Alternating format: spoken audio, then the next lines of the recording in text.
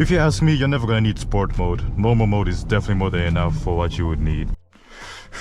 Alright guys, welcome back to the channel. Today, I got the key to a 2023 Ford Escape ST line. And this one is the new generation that Ford has decided to put out for us people.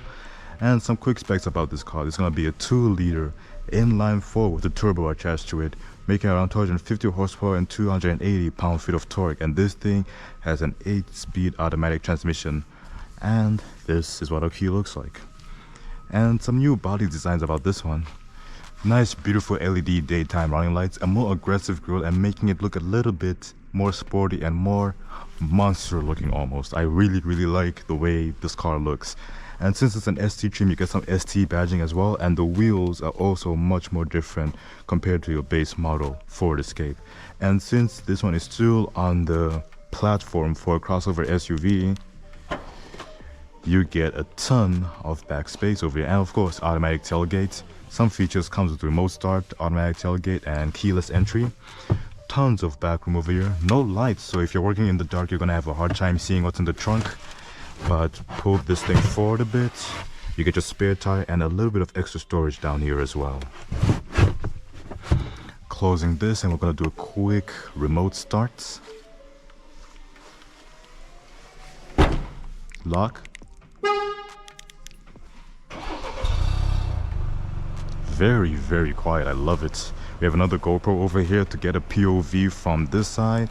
But hopping into the interior where this car really shines, you can see that it's a mixture of a little bit of cloth and a little bit of leather as well, with some red stitching going all around, which I really like. And cup holders over here. Hopping inside from a comfortable driving position. Pretty decent amount of legroom. No sunroof on this one though, but the interior looks very nice and very welcoming. Pretty comforting as well too. And into the front, where the main attraction is.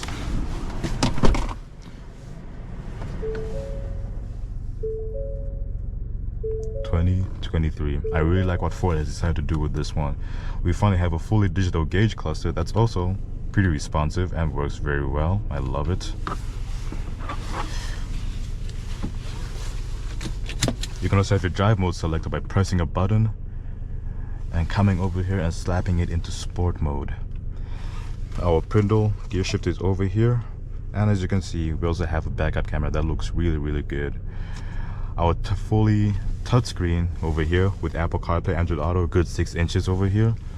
Hazard signals, wipers, very simple stuff. But let us take this car on a ride, because at that point, this is where the car really tends to shine a lot.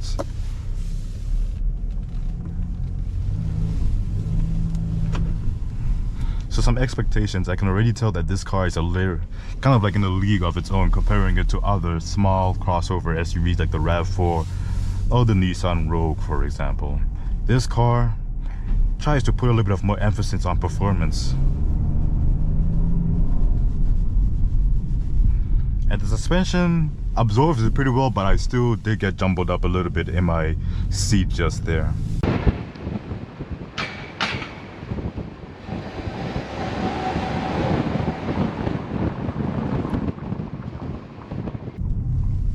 Since we're in a residential area, we're gonna take it slow and take it easy. But in sport mode, you can hear the 4-cylinder doing its best to make it sound sporty, make it more aggressive, make it more punchy, to say the very least.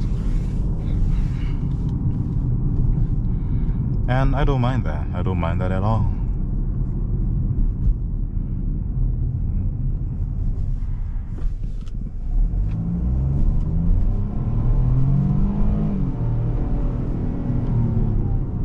Okay, not the quickest thing off the line. I was kind of expecting a little bit more, but it's really not the quickest thing off the line. It just takes a hot second to take off, which is okay, I guess. But I was kind of expecting a little bit more since it has a turbo attached. You know what maybe the problem is? No, my AC is off, so yeah, this is just how the car accelerates. Not the quickest thing, but very comfortable ride quality either way. Like, I have no complaints about the ride quality. And the interior, of course, the interior looks absolutely spectacular. The red stitching kind of pulls it all together. And look at the steering wheel. Soft touch over here makes it just feel like squeezing this a little bit more every time you drive it. And it's just so nice. And of course, we're gonna try out our cruise control and lane keep assist. Again, this one also has blind spot monitoring, so it's very, very nice.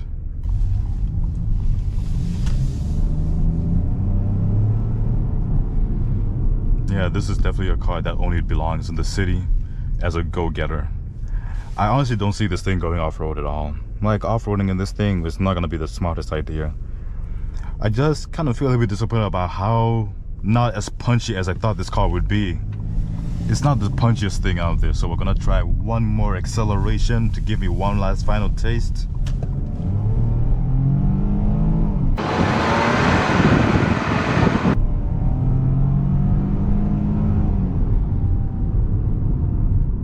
Okay, what I really do like is that you can see how it accelerates. As I accelerate, you can see what gear I'm slowly going into. That's really cool.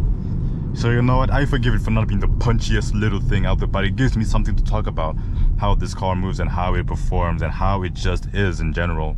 From the stitching all around to how the interior is shaped, this car is just very, very nice, and the road noise is very, very minimum. There's barely any road noise, so I like that as well too.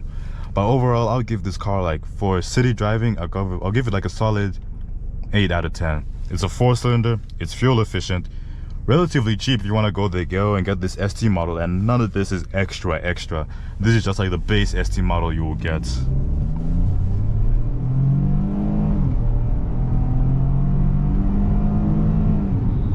Very stable too.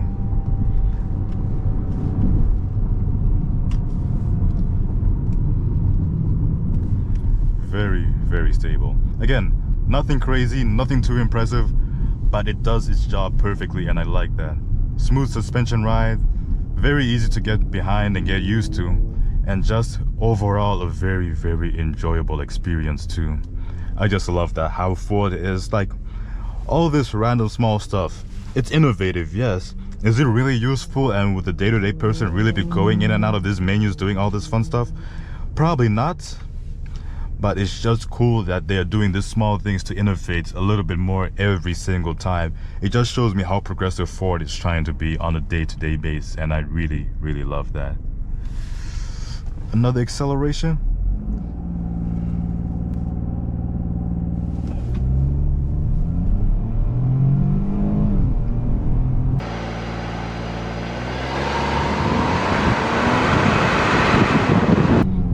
Yeah. This is not a quick car, but it is a pretty stable car too. And for that, I'll give it a bravo. It does a good job. I kind of wish this thing had paddle shifters a little bit. We do have a lower level mode if you really want to feel quick. But that still makes the car feel like a slouch still. If you ask me, you're never gonna need sport mode. Normal mode is definitely more than enough for what you would need, because sport mode may look cool, the interface may change up a little bit and feel a little bit more sporty, but it just doesn't feel or change up the car enough to justify this car having a sport mode. The sport mode is there, it's nice to have, but you're probably not gonna need it. And because it's getting hotter outside, I do kind of wish this car had ventilated seats. We have a poverty button, so this is where our ventilated seats would have been. But since we got the lower ST model, we get our heated seats instead, and we also have a heated steering wheel somewhere around here. I'll find the button eventually.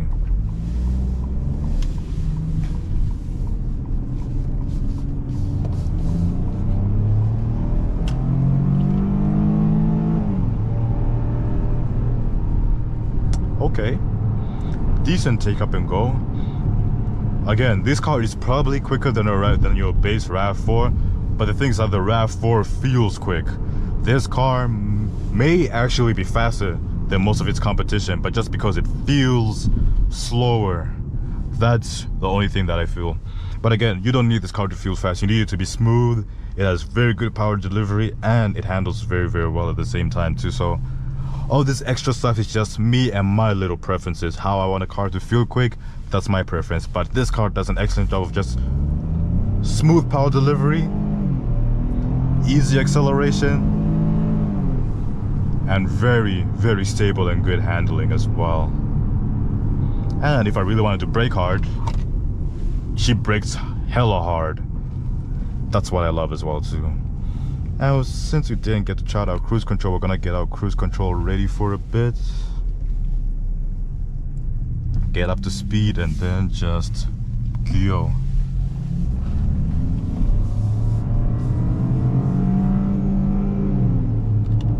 So we set it to 48. Let's get to 50. Seems to be idling a little bit like too high. Oh, because we're in lower modes. I'm stupid, yeah. But now that we're in regular driving mode, again,